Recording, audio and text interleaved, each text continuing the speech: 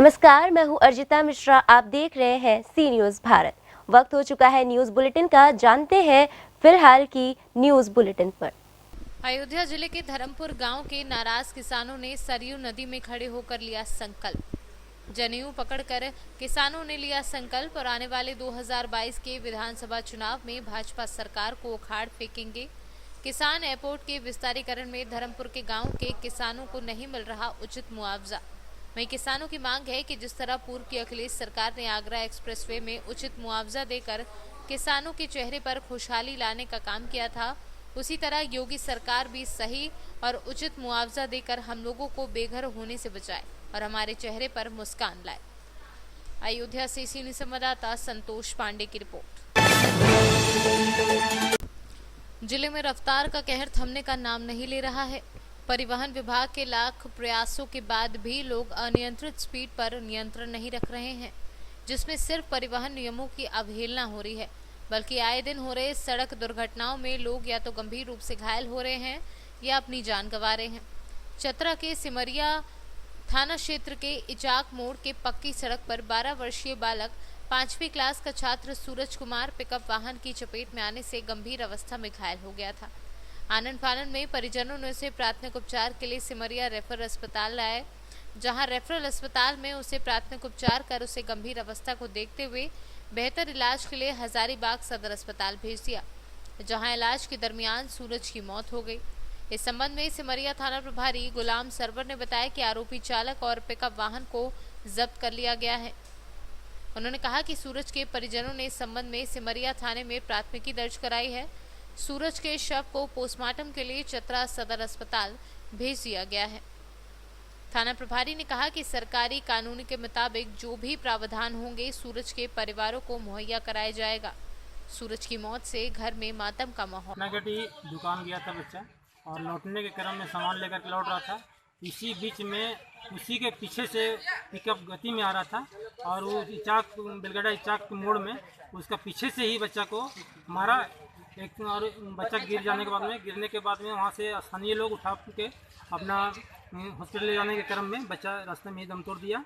12 साल का बच्चा था और इसका मांग पूरा परिजनों लोग को मांग है, उसका उचित मुआवजा मिलना चाहिए और जो बच्चा का जो घटना स्थल पर जो स्थानीय लोग पहुँचे हुए हैं वो अपनी मांग कर रहे हैं बच्चे का।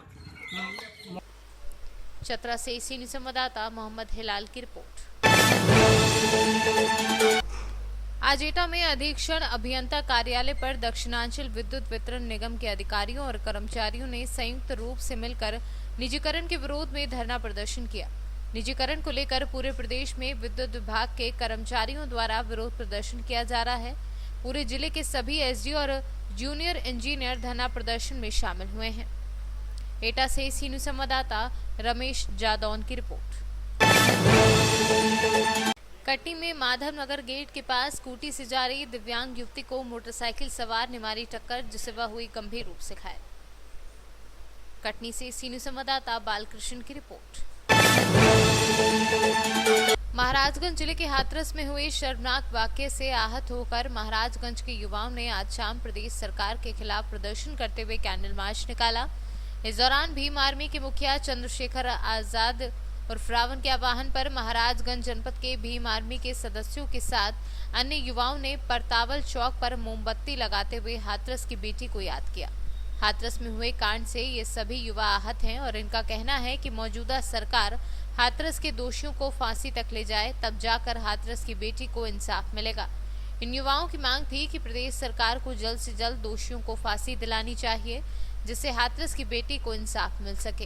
हाथरस में हुए बहन मनीषा के हत्यारों को फांसी दिलाने के लिए आज पूरे परतावल क्षेत्र के चाहे किसी भी जात धर्म के युवा हो, भाई हो, उनके सहयोग से एक कैंडल मार्च निकाला गया है और हमारा एक मांग है। मैं एक आम नागरिक होने के नाते ये मांग करता हूँ प्रशासन से कि वो जल्द से जल्द, अगर एक रात में जीएसटी आ सकता है, एक रात में नोटबंदी हो सकती है, तो क्यों नहीं हमारे बहन के लिए एक रात में सालों को फांसी हो सकती है। मैं चाहता हूँ। हम कृष्णचंद बौद्ध, भीम आर्मी भारत एकता मिशन मंडल महासचिव गोरखपुर। आज हम लोग इस क्षेत्र के युवा भाई चंद्रशेखर आजाद के नेतृत्व में आज बहन मनीषा का जो बलात्कार हुआ है, दरिंदों द्वारा अत्याचार हुआ, बलात्कार करके उसका हाथ पैर जीभ काट दिया गया है, उसके विरोध में और बहन मनीषा को न्याय दिलाने के लिए आज इस क्षेत्र का युवा चाहे किसी भी वर्ग का हो, आज इस परतावल चौराहे पर कैंडल मार्च का आयोजन करके हम लोग विरोध प्रदर्शन कर रहे हैं और हम लोग फांसी की मांग कर रहे हैं। हम लोग उन 4 दरिंदों का फांसी का मांग कर रहे हैं जिन्होंने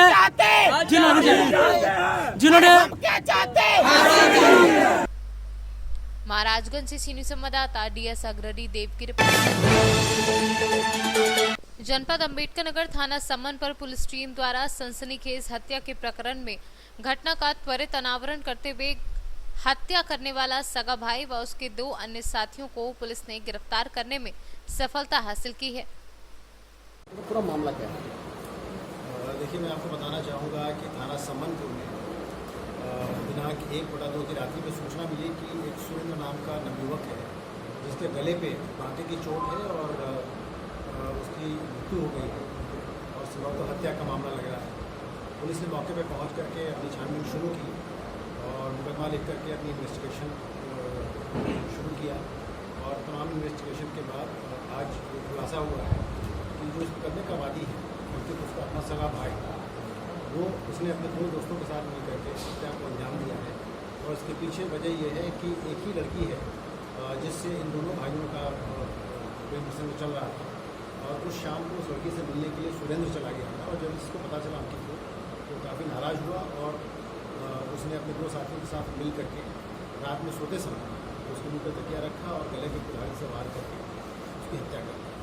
बैकग्राउंड में एक मोटी और भी प्रकाश में आया कि हरियाणा में उनकी ज़मीन थी और उनके जो छोटा भाई उसको लगता था कि बड़ा भाई रास्ते से हट जाएगा तो जमीन उसके नाम आ जाएगी। इस घटना से प्रेरित होकर के इस मोटिव से प्रेरित होकर के उसने अपने 2 साथियों के साथ मिलकर के जो है हत्याकांड किया है, जिसका खुलासा थाना समनपुर की पुलिस ने आज किया है और 3 आरोपियों को गिरफ्तार करके उनके कब्जे से हत्या का विपन्न बरामद कर लिया गया है और उनको उनसे पूछताछ करके अगली विधिक कार्रवाई। अंबेडकर नगर से सीनियर संवाददाता दीपक वर्मा के साथ धीरेन्द्र नाथ की रिपोर्ट। बलरामपुर बालिका इंटर कॉलेज बलरामपुर में राष्ट्रीय शिक्षा नीति पर गोष्ठी का आयोजन हुआ, जहां मुख्य अतिथि विद्यालय के प्राधिकृत नियंत्रक विनय मोहन पांडे ने भारत सरकार द्वारा जारी की गई शिक्षा नीति के बारे में उपस्थित अभिभावकों एवं विद्यालय के शिक्षकों के बीच चर्चा की। शिक्षा की नई नीति के बारे में बतलाया किस तरह छात्र व छात्राओं को पठन पाठन में सुविधा मिलेगी और आश्वस्त भी किया कि अभिभावकों के हितों का पूरा ध्यान विद्यालय में रखा जाएगा। इस अवसर पर वंदना पांडे, अन्नपूर्णा तहसील फातिमा, मधुकर सिंह सहित शिक्षक शिक्षिकाएं व अभिभावक उपस्थित रहे। बलरामपुर से सीनियर संवाददाता संदीप की रिपोर्ट। भदोई पूर्व निर्धारित कार्यक्रम के तहत समाजवादी पार्टी के पूर्व विधायक जाहिद बेग के नेतृत्व में सोमवार को पार्टी के लोगों ने जमुनीपुर में स्थित रोडवेज बस डिपो को चालू करने की मांग को लेकर वहां पर धरना दिया, जहां पर सरकार से इसे चालू कराए जाने की मांग की। पूर्व विधायक जाहिद बेग ने कहा कि पूर्व की सपा सरकार में बनकर तैयार बस डिपो का सत्ता परिवर्तन के बाद से आज तक उद्घाटन नहीं हो सका है। जब ये बनकर तैयार है तो चालू क्यों नहीं किया जा रहा है, ये बात कुछ समझ में नहीं आ रही। सरकार से ये सवाल भदोई की जनता पूछ रही है, लेकिन सरकार में बैठे लोगों के पास इसका कोई जवाब नहीं है। इस मौके पर पूर्व जिला अध्यक्ष प्रदीप यादव, मोहम्मद हसनैन अंसारी, विजय सोनकर, शोभनाथ यादव व अन्य लोग प्रमुख रूप से मौजूद रहे। समाजवादी पार्टी विधानसभा भदोई की तरफ से, क्योंकि समाजवादी पार्टी जब सरकार थी, माननीय अखिलेश यादव मुख्यमंत्री थे, मैं विधायक था, लगभग 80% ज़्यादा काम हो गया था और सारी योजना लगभग बनकर तैयार थी, थोड़ा बहुत बाकी था। 4 साल पूरे होने के हैं योगी सरकार को, अभी तक बस डिपो चालू नहीं करा गया। और यही नहीं, भदोई मिर्जा 4 लेन पूरा कंप्लीट नहीं हुआ, गजिया का ओवर ब्रिज, रेलवे, इंदिरा मिल का सर्विस लेन, 100 तरीके का अस्पताल जो हमने बनवाया था माननीय अखिलेश यादव कार्यकाल में, वो भी नहीं चालू कराया गया पूर्ण रूप से। कारपेट मार्ट अभी तक चालू नहीं कराया गया। इससे तमाम योजना है। नई बाजार नगर पालिका के अंदर जल पानी निकासी के लिए 200 करोड़ की लागत से प्रस्ताव गया था, आचार संहिता की वजह से रुक दिया गया, अभी तक वो स्वीकृत नहीं हुआ।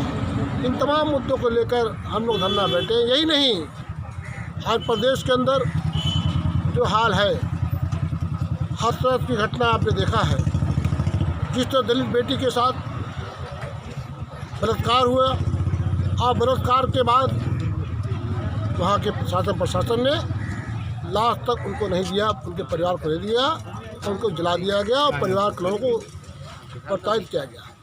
ये पहली घटना नहीं भारतीय जनता पार्टी कार्यकाल में। इसी तरह 4 नौजवानों को भदोही सरवई के अंदर 18 अक्टूबर 1998 में धैर्यदेव सिंह के नाम पर, माफिया धैर्यदेव सिंह कह के नाम पर 4 निर्दोष लोगों को हत्या कर दी गई थी। ओम प्रकाश यादव, अजय सिंह, हरिजन और समी मिल्की। भदोही से सीनियर संवाददाता खुर्शीद खान की रिपोर्ट। गोंडा पुलिस अधीक्षक गोंडा शैलेश कुमार पांडे द्वारा अपराधियों के विरुद्ध चलाए जा रहे अभियान के तहत हत्या के मामले में पुलिस ने 3 आरोपियों को गिरफ्तार कर लिया है। नहीं, किसने अपने पति की हत्या करा दी है, क्या है पूरा मामला, किस तरह पटाक्षेप किया गया है पूरे मामले का? और 30 सितंबर को मॉर्निंग में सूचना प्राप्त की थाना तरफगंज पर कि एक व्यक्ति जो कि अपने घर के बाहर सो रहा था, जिसका नाम मनोज पांडे था, उसकी 3 लोगों ने मिलकर हत्या कर दी। जो इस प्रकरण था उसमें वादी मृतक की पत्नी थी। प्राप्त सूचना पर तत्काल इसमें 3 लोगों के विरुद्ध जो नामजद थे उनके विरुद्ध अभियोग पंजीकृत किया गया, परंतु विवेचना में जो तथ्य सामने आए वो इस प्रकार रहे कि ये पूरी तरह से फर्जी नामजदगी की गई थी। 3 लोग जिनके नाम अनिल, सुनील और पूरन तिवारी हैं। अनिल और सुनील उसी गांव के रहने वाले और पूरन तिवारी उनके रिश्तेदार हैं। इनको पुराने विवाद में फंसाने की साजिश करते हुए इस तरह की नामजदगी कराई गई और जब घटना का अनावरण हुआ तो ये चीज़ें स्पष्ट हुई कि मृतक की पत्नी ने ही 2 अन्य लोगों का इस्तेमाल कर इस घटना को अंजाम दिलवाया था। इसमें मृतक की पत्नी का संपर्क एक संतोष नाम के व्यक्ति के साथ था, जिस पर वो दबाव बना रही थी इसको मारने के लिए। संतोष ने एक पुराने अपराधी को, जो थाना नवाबगंज क्षेत्र का रहने वाला है, उसको हायर किया। 15,000 रुपये में इस हत्या की एक तरह से उसने सुपारी दी। 10,000 रुपये उसने एडवांस दिए थे और इस तरह अवैध असलहे का इस्तेमाल करके मृतक मनोज पांडे उनकी हत्या की गई। तीनों अभियुक्तों को गिरफ्तार कर लिया गया है। हत्या में प्रयुक्त जो असलहा है वो भी बरामद कर लिया गया है। साथ ही साथ इनसे प्राप्त मोबाइल फ़ोन सीज किया गया है। आगे की कार्रवाई प्रचलित है। सर, कारण प्रथम दृष्टया इस पूरे मामले में क्या है? मैंने कारण बताया कि मृतका का जो है संतोष नाम के व्यक्ति से संपर्क था और वो पति को जो है एलिमिनेट कराना चाहती थी। इस मोटिव के द्वारा जो है इस घटना को अंजाम दिया गया। सर, ये जो पकड़ा गया है पेशेवर अपराधी है, इसके खिलाफ और भी मुकदमे कायम? मैंने बताया कई सारे मुकदमे इसकी व्यापक आपराधिक इतिहास से इस पे कुल 11 मुकदमे जो है अब तक पंजीकृत। गोंडा से सीनियर संवाददाता सावित्री चौधरी की रिपोर्ट। आज कुशीनगर जनपद में तहसील कप्तानगंज के उपजिलाधिकारी को सोहेल देव भारतीय समाज पार्टी के विधानसभा अध्यक्ष श्याम देव राजभर व दलित प्रकोष्ठ जिला अध्यक्ष कुंवर फतेह बहादुर गौतम की अध्यक्षता में हाथरस व बलरामपुर में लड़की से हुए जघन्य अपराध व उत्तर प्रदेश में जंगल राज को लेकर धरना देते हुए उपजिलाधिकारी के माध्यम से राष्ट्रपति को ज्ञापन सौंपकर उत्तर प्रदेश में राष्ट्रपति शासन लगाने की मांग की। योगी आदित्यनाथ जी से चाहेंगे कि उसे जल्द से जल्द अपना इस्तीफा सौंपे राज्यपाल को, और हम चाहेंगे कि हमारे वहाँ उत्तर प्रदेश में आज कानून व्यवस्था जो है एकदम ध्वस्त हो चुकी है। मंत्री जी से कि जो हाथरस कांड हुआ है उसका उचित कार्रवाई करवाने का कष्ट करें, और नहीं हो पाता है तो राज्यपाल महोदय से निवेदन करूंगा कि वो इस्तीफा सौंपें और राज्य में राष्ट्रपति शासन लागू हो। अभी आए दिन जो घटनाएं हो रही, जैसे अभी बलरामपुर की भी घटना हुई है, और किसी भी तरह से अभी किसी को न्याय मिलने की उम्मीद नहीं है, इससे क्या कहेंगे आप? हम तो ये चाहेंगे जब न्याय नहीं मिल पा रही है तो माननीय मुख्यमंत्री जी अपना इस्तीफा सौंप दें और यहाँ राष्ट्रपति शासन लागू व्यवस्था पे कानून व्यवस्था हम चाहेंगे कि जोगी जी जो है सरकार चलाने में विफल हैं अपनी सरकार को जो है राज्यपाल के हाथों में इस्तीफा सौंपें, ताकि जो है सरकार जो है मतलब बढ़िया से दूसरा राष्ट्रपति शासन लागू हो जाए, चुनाव हो, दूसरे लोग सरकार चलाएं, अच्छी से सरकार चलाने में वो विफल हैं। उनके बस की बात नहीं है सरकार चलाने। प्रजापति धर्मेंद्र भाई, जन अधिकार पार्टी मंडल महासचिव, भागीदारी संकल्प मोर्चा से आज जो देश में कानून व्यवस्था ध्वस्त है, उसके तहत आए दिन अत्याचार महिलाओं के ऊपर, गरीबों अल्पसंख्यकों के ऊपर हो रहे हैं। इस परिप्रेक्ष्य में मैं माननीय मुख्यमंत्री जी से चाहता हूं कि वो राज्यपाल के हाथों में अपनी इस्तीफा सौंपते हुए कुर्सी को खाली करें और उत्तर प्रदेश में राष्ट्रपति शासन लागू हो। कुशीनगर से सी न्यूज़ संवाददाता छोटेलाल भारती की रिपोर्ट। अभी के लिए न्यूज़ बुलेटिन में बस इतना ही। देश दुनिया की तमाम खबरों के लिए बने रहिए सी न्यूज़ भारत के साथ। हर खबर आपके साथ, आपके हाथ।